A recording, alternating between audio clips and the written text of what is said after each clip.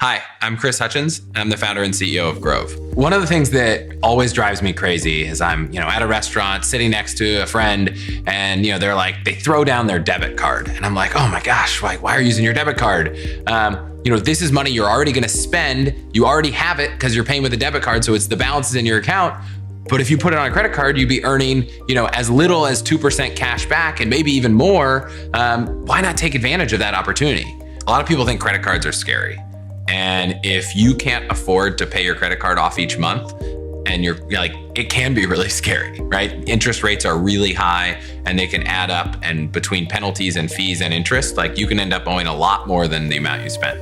So let's just start with yes, they can be scary. But the exciting thing is I effectively view credit cards as a way that banks pay you to spend money that you could have otherwise spent and earned nothing. And I do it to a crazy level that I'm not gonna recommend. I have a stack of, I don't know how many cards, probably something like 12, 15 cards that I use because I'm this card is really good for going out to dinner, but this card's really good if I buy a ticket on Southwest, and I happen to fly Southwest a lot, so that makes sense. But for a lot of people, you don't need to go that crazy just to get started. So the great thing about credit card rewards is that, if you really maximize them, you can use them for amazing experiences, travel, cash back. I know my wife and I have had the, fortunate pleasure of seeing, dozens of countries all on free reward points that we've earned from credit cards. The way to really start to get into this and think about it is, how do you spend?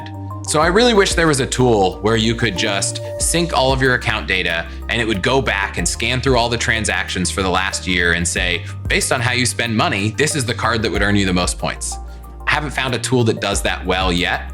So what I traditionally recommend and do is I might sign up for something like Mint, sync all my credit cards and look at where the categories are and figure out the categories I spend the most on. And then I'll search online and say, what's the best card right now for spending money on groceries? And I'm fairly certain you'll find an article on Credit Karma or NerdWallet where they compare the card for groceries. What they might not do a good job is say, what's the card for you, because they don't know how you spend, but they might do a good job at figuring out what the card is once you've identified that category. But a lot of young professionals that I talk to and friends and peers, lots of people, the primary places they're spending money is on travel and dining, which is why I tend to think the Chase Sapphire Reserve card is really the best. So this is my go-to card because it gives you 3 points per dollar on travel and 3 points per dollar on dining, which are categories I spend the most on. I get a lot of questions about whether cash back makes sense or whether you should be spending your money on your cards to earn points. And the thing that I really like about Chase's program is you earn points with the card and you can use those points to try to really maximize them as points. You can transfer them to United, you can transfer them to Marriott or Hyatt and kind of take advantage of their programs. Or if you don't want to go too crazy, you can just say, I'm going to use my points to buy tickets.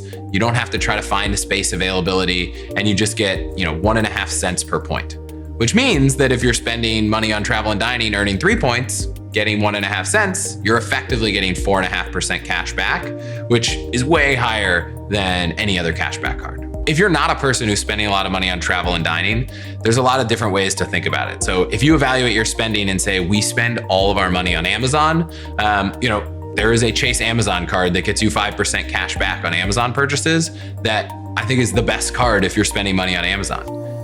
If it's always on groceries, there are a bunch of cards that get maybe as high as 6% on groceries. There's cards that focus on gas rewards. There's cards that focus on certain stores. If you spend all of your money at, Bloomingdale's, the Bloomingdale's card's probably better than others.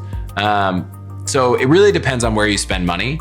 And if you really don't have any consistent category, if it's just really spread off across a lot of categories, so you might just want to stick with a general cashback card. Citi Double Cash is an example, and that's one option. And just to clarify, I don't make any money from these recommendations. I'm clearly a nerd about this. I have over a dozen credit cards. This is just me telling you my opinion, what I believe in. But I'm not getting paid to say this, so take that as you will.